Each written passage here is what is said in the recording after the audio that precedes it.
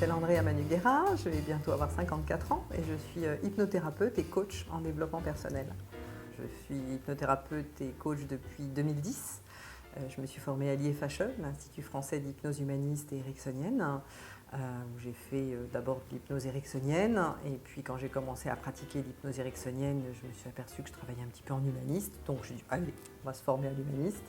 Donc voilà, j'ai fait les deux formations et puis aussi un cursus de psychopathologie, toujours à l'IFHE, et 2 sessions en hypno-coaching pour renforcer ma formation de coach avec de l'hypnose dans le coaching.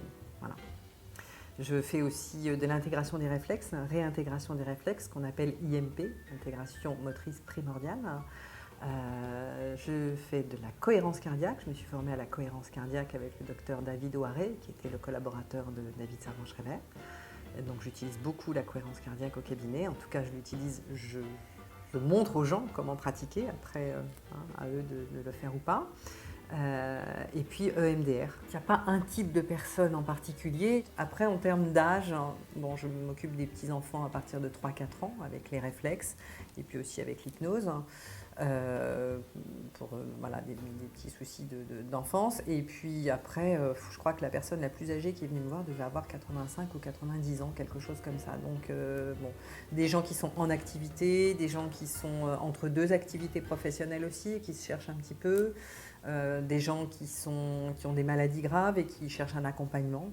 Des gens qui cherchent à avoir plus confiance en eux. J'amène les gens à se connecter à certaines parties d'eux-mêmes dont ils n'ont pas forcément conscience, se connecter à leur enfant intérieur par exemple, au féminin, au masculin, souvent blessé, se connecter à leurs valeurs, à leurs besoins, à leurs désirs, se connecter et prendre leur place aussi dans leur vie.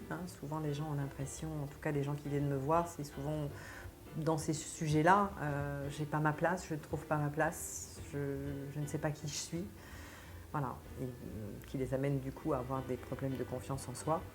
Et là, pour avoir confiance en soi, le meilleur moyen, c'est de bien savoir qui on est, ce qu'on veut, quels sont nos besoins et d'avoir identifié nos valeurs. Si je sais qui je suis, ce que je veux et ce qui est important pour moi, bah, du coup, j'ai confiance en moi. Alors que si on me pose une question et que je ne sais pas du tout ça, bah, je vais être paumée et je vais avoir l'impression que je n'ai pas confiance en moi. Alors que souvent, c'est une croyance. Le plus plaisir dans mon métier, c'est la transformation des gens qui viennent me voir. Voilà, c'est de les voir évoluer et changer même physiquement. Voilà, au bout de quelques séances, quand voilà, on a tous besoin de reconnaissance. Moi aussi. Et du coup, quand les gens me disent qu'ils sont mieux, qu'ils ont changé plein de choses dans leur vie, qu'ils se sentent libres, qu'ils se sentent réparés, voilà, pour moi, c'est mon cadeau.